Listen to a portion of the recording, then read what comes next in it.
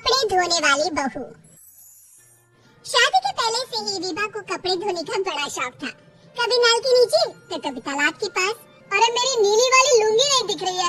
विभा की अम्मा, कहाँ रखी है लुंगी? अरे वो तो विभा ने परसों ही धोकर रखी थी आपकी अलमारी में, देखो वही होगी। वो ना मैंने आज धो दी, मुझे लगा कि गंदी हो गई होगी। अरे कैसे गंदी हो गई थी? उसे तो मैंने पहना भी नहीं। हे भगवान, इस लड़की के कपड़े धोने की आदत से परेशान हो गया हूँ मैं। जितना तो घर में राशन नहीं आता, उससे कहीं ज्यादा डिटर्जेंट पाउडर का खर्चा है। इसकी शादी करवा दो, शादी। जाए अपने घर में ही करे काम, फिर चाहे घर के कपड़े धोने हो या पूरे गांव के। हाँ ठीक बोल रही हूँ। देखता हूँ मैं कोई लड़का। वो दिन भी आ जाता है जब विभा को देखने लड़के वाले आ जाते हैं। लड़की मुझे अच्छी लगी।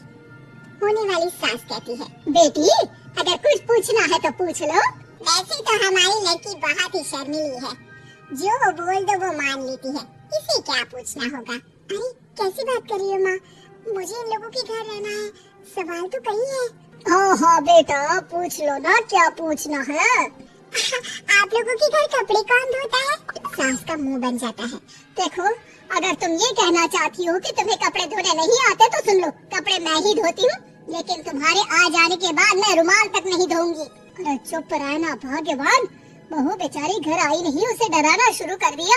वो क्या है ना बिटिया, अभी तक तो ये कल्लू की माँ ही धोती थी, लेकिन अब तुम्हारे पापा तो दहेज में वॉशिंग मशीन देंगे ही। तभी विभा की माँ बोल पड़ती है, सवाल भी पूछा तो क्या। वैसे भाई साहब, मशीन की तो फिर भी कपड़े धोने की कैपेसिटी होती है, मतलब जो बिटिया दे रहे हैं ना विभा, इसे कपड़े धोने का बहुत शौक है। ये आप लोगों की क्या आस पड़ोस गांव मोहल्ले सबके कपड़े धो दे और उफ तक ना करे। बाहर देखा नहीं आपने कितने कपड़े सूख रहे हैं? सब हमारी बिटिया ने ही तो धोए हैं। बस भी करो ना माँ, शर्म आ रही इतनी तारीफ सुनकर। और तो एक दाग निकाल कर दिखाओ तो मान जाऊँ। हाँ अच्छा माफ करना बेटा, मैंने गलत समझा, हमें तो रिश्ता बहुत पसंद है। और ऐसे जुड़ जाता है रिश्ता कपड़े धोने का शौक रखने वाली विभा का। उसकी शादी हो जाती है कोयला फैक्ट्री में काम करने वाले कल्लू के साथ। शादी के बाद अचानक विभा चिल्लाती हुई सास के पास आती है, सासू माँ, अरे सासू माँ कहाँ है आप? ये तो धोखा है, धोखा दिया आप लोगों ने मुझे। इस ससुर के चक्कर के बारे में पता चल गया। अरे तो उसमें तुझे क्यों धोखा मिला है? अरे नल में पानी नहीं आता, कपड़े कैसे कब धुलेंगे?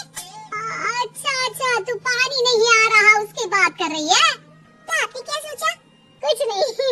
अच्छा तेरी माँ ने कहा था कि कपड़े धोने का शौक है, तुझे याद आया मुझे। शौक बोलकर कपड़े धोने वाले मेरे जुनून को कम ना आके सासू माँ, कपड़ा धोना मेरा गुरूर है। तभी पति भी वहाँ आ जाता है। अभी मैंने इसे सनी देओल की फिल्म दिखाई है, उसी के डायलॉग मार रही है माँ। अच्छा सुन, साफ बता रही हूँ, पानी सुबह 4 से 6 और शाम को 10 से 12 आता है, समझी? विभा टाइमिंग सुनकर हैरान हो जाती है। ये क्या भूतों का मोहल्ला है? सुबह 4 बजे उठकर कौन कपड़े धोता है? 4 बजे टंकी में पानी जाता है, फिर सारा दिन धोना ना, किसने मना किया? अरे कैसी बात कर रही है? 200 लीटर की टंकी में कितने कपड़े धो लूंगी मैं? सुबह ही उठ जाऊंगी मैं। अब क्या था, विभा सुबह 4 से लेकर रात के 12 बजे तक कपड़े ही धोती रहती। एक रोज सास पड़ोस से निकल कर कहीं जा रही होती है कि साथ वाली कहती है, हाँ कल्लू की माँ, जरा ये बताओ कि 2 साड़ी है, 2 ब्लाउज और एक पेटीकोट और एक नाड़े वाला लंबा कच्चा। हाँ तो? अरे तो क्या, कितना लोगी धुलाई ये बताओ। धोबन दिख रहा है हम क्या? हमारे पति सरकारी नौकरी से अभी रिटायर हुए हैं और बेटा सुपरवाइजर है कोयला फैक्ट्री में। धोबन समझ रखा है हमें? हाय रे कल्लू की अम्मा, माफ कर दो, वो तो मोहल्ले में यही सब बता रहे थे कि तुमने बहू को कपड़ा धुलवाने के काम में लगा दिया है। सास को पड़ोसन की बात सुनकर गुस्सा आ जाता है। वो घर पहुंचती है जहाँ घर के बाहर ही इतने सारे कपड़े सूख रहे होते हैं जितने कि किसी धोबन के घर पर। अरे ओ कल्लू की दुल्हन, बाहर निकल। माँ जी यहीं आ जाओ, बाथरूम में चादर धो रहे हैं हम।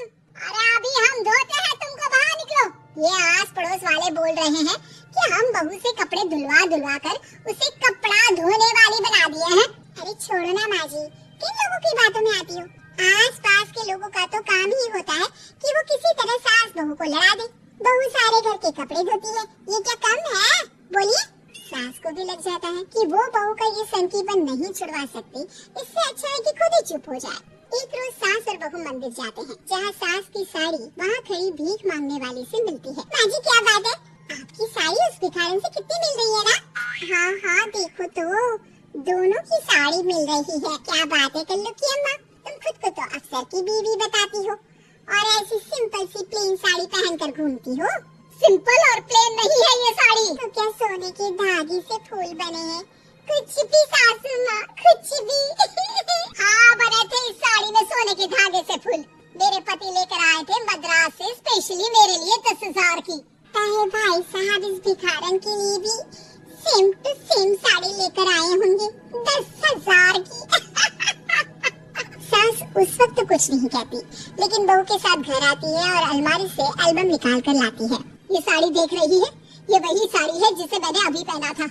इस साड़ी में ये जो चमकदार फूल दिख रहे हैं ना, ये सोने के धागों से काढ़े गए हैं। लेकिन तू लोकल वॉशिंग मशीन ब्रश से घिस घिस कर सारे फूलों को निकाल कर साड़ी प्लेन कर दी। मुझे माफ कर दीजिए सासू माँ। और तो और, जब मैंने तुझे तेरी गलती के लिए कुछ नहीं कहा, लेकिन तूने तो सबके सामने मेरा मजाक ही बना दिया। क्यों? बहू को समझ में आ जाता है कि अब से उसका कपड़े धोना